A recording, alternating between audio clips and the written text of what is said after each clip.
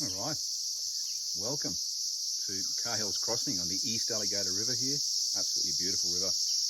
I usually live a spear throw from here, and so I synchronise with the natural world, often for a whole season without any Wi-Fi or TV. So you just dial in 24/7, natural world, moon, tide and time, natural law.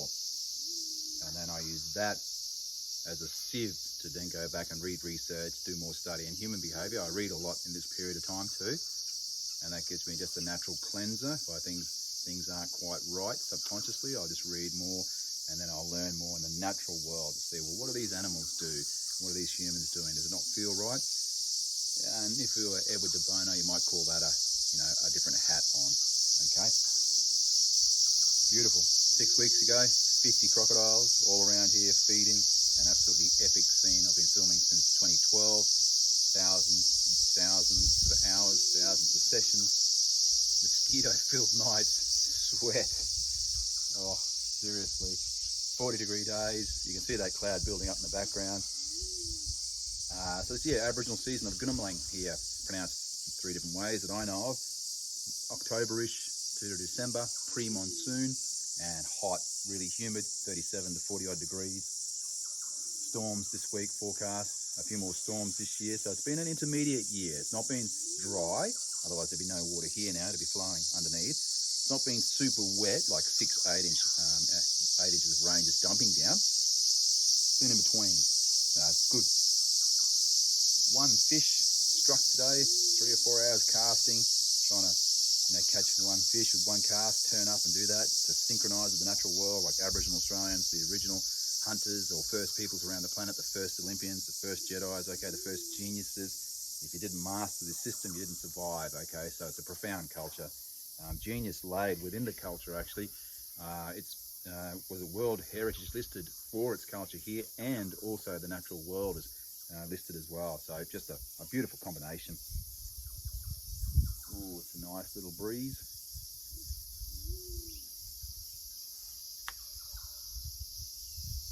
Peregrine falcon, fastest bird on the planet. Weapons. One crocodile crossed over yesterday. I filmed it here, so we had to wait a week for that. And one chance at a fish. My cast was 10 metres to the left of it. I had it in the right area, right bait, right time, and that's fishing. But that's how hard the data is. Like if you spend 10 years of 12-hour days to earn $500,000 and you spend it all researching humankind, natural world, systems, moon, tide and time, barometer, water salinity, water flow, cast angle, retrieve angle, bait sound, just, my God, there's just an unbelievable amount to go into a funnel to develop systems in life, which is what I do, okay? Dream time to real time, creation time to now, Aboriginal creation time.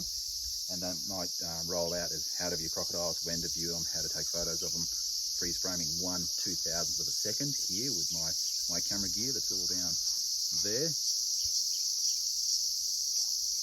Let alone trying to master the human body in 40 degrees, master the environment, and then master a target fish species like that is one of the hardest sports on the planet, seriously.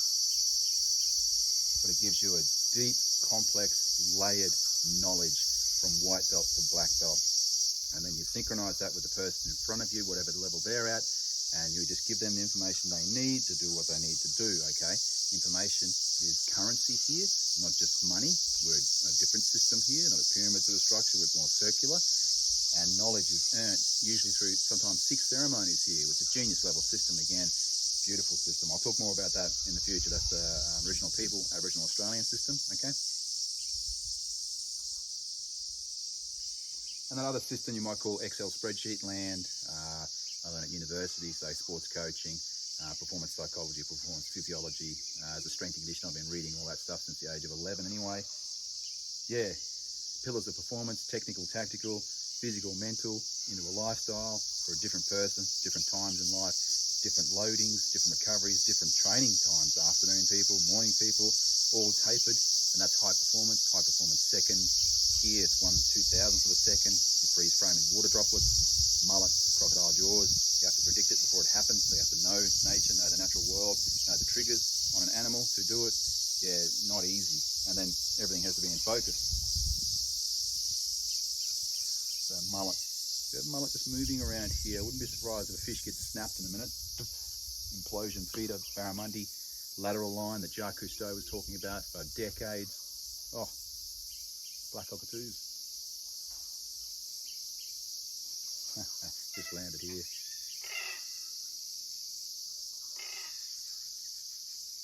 They're smart, those birds, seriously. Bit of wind, bit of rain, straight under a tree, eating berries that have dropped. Black plum here and bush almond there, paper bark, 6 different uses for that. Bit hibiscus there, another 6 uses for that one. Epic. Bush onions, bush carrots over there, bush plum, green plum, red apple. So a natural rock barrier back in the day before the crossing was built, back in the sort of the 60s. Original people hunting, gathering right here. One spear throw, one fish, okay? Otherwise you scare everything, not a million casts per fish, so different ideology. Crocodiles synchronised differently for that evolutionary stable state Richard Dawkins talks about. So barramundi peak here, they drop off and crocodiles start peaking, there. I'm sure that's synced and linked. And then the barramundi with that lateral line swims down past 200 crocodiles, feeds and then swims back. Like people say fish are dumb, but seriously, humans wouldn't be able to do that.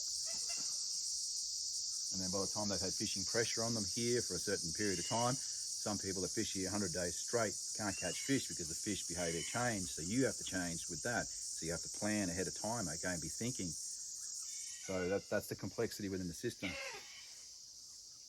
And that's adaptation, and fairly quick adaptation too. Not millions of years, you're talking a few weeks there.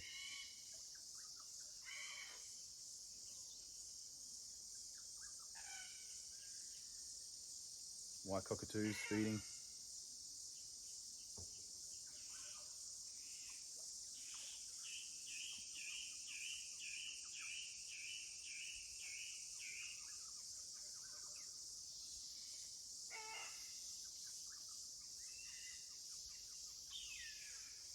So this is complete opposite to the digital world, 3D, digitally distracted drones, okay? Or digitally delivered drugs, 3D. All the sensors are on here. And I use this as when I did my wellness tours through this way to just get people to be completely present, all right? And also cleanse them. But of course, original people knew that long time ago, thousands of years, go home, go walk about. And we don't need any university studies to prove that because COVID's proven it. Being locked in a dark room on digital devices is really bad for your health, all right?